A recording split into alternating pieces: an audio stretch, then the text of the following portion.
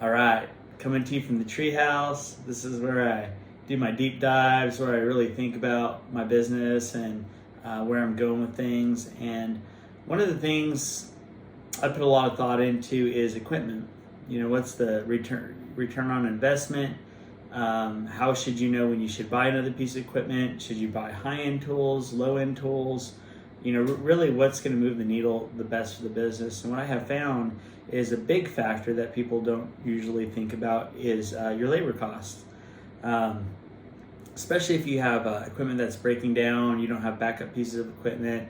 Some equipment is more efficient, some equipment gives better results quicker.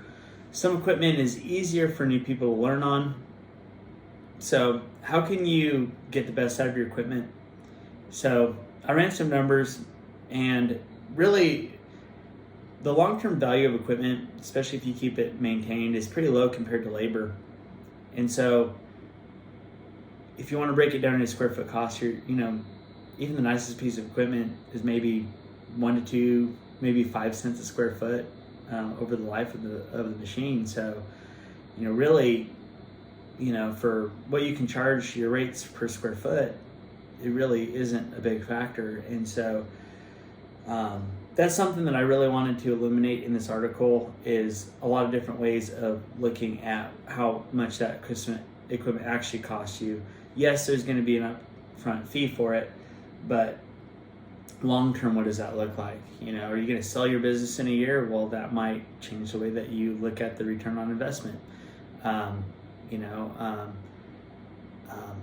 going to be in this business for a long time, for the long haul. And so, of course, I want to build a business that I can sell. But, I'm really thinking down the road, and especially with my team, I want them proud of their equipment. I want them to take care of it. I don't want broken down machines. I want machines that's easy for my team to run, that's efficient. Really, especially if you have a piece of equipment that's efficient, that's going to be a huge bonus. So anyways, think about that. Look over the article. Look at the maintenance costs and the how much you're spending for your employees, and even what's the cost of your piece of equipment going down. That could add up really fast, especially if you don't have backups or you don't have maintained equipment. So yeah, next time you're thinking about getting a piece of equipment, think about all those factors.